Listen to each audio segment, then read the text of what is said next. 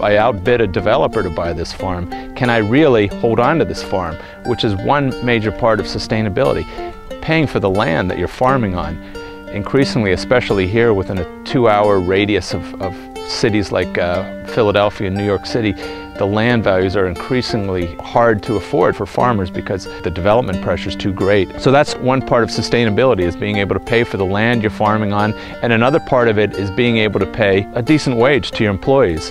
So what I've done in the long run is I've balanced a lot of the really great organic ideas I've gleaned from reading and from visiting other organic farms or talking to other organic farms, balanced it with what other farmers have done to stay in business with large acreage by doing a well thought out rotation of, say, rye and corn and soybeans and oats and clover.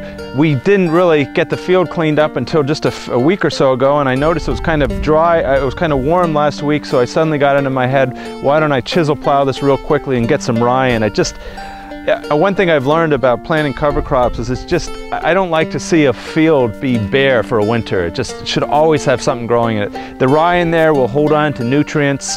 It will add all kinds of organic matter. Imagine rye growing up. It looks like a grass, right? It's a little grass.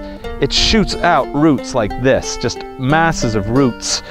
All those roots going out like this, like a big head of hair of Medusa underground. All those roots add up to tons and tons of organic matter that you're just putting into the soil. And as that organic matter breaks down, it does a couple things. First of all, it aerates the soil, because where it breaks down, it's already sort of tunneled into the ground. I love when I plow up rye in the spring, because you see all these worms. They're just chowing down on the rye, on the roots.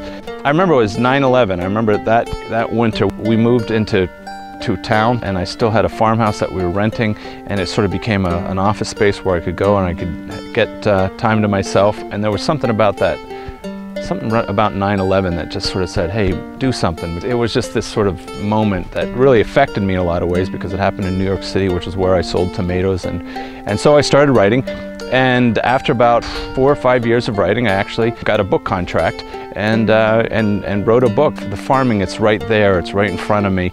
But the acts of, I often feel that the acts of plowing and writing are really two different things.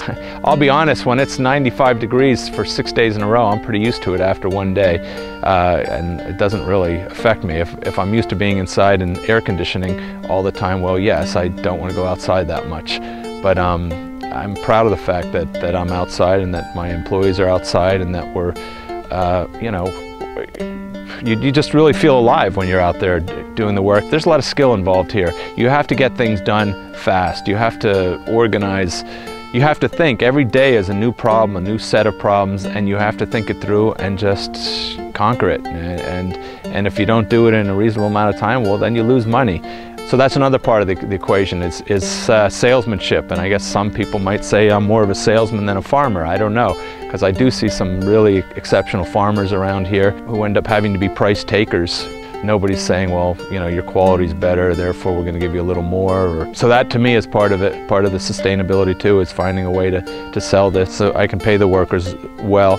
I can't pay them the way Bill Gates can pay a prodigy computer whiz, but enough that they can make a living at it.